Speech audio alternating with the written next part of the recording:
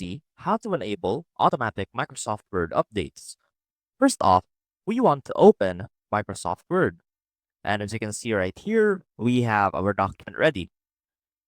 And for example, let's say that we want to update Microsoft Word, or rather, we don't want to worry about Microsoft Word being manually updated, and we want Microsoft Word to automatically update whenever there is a latest version.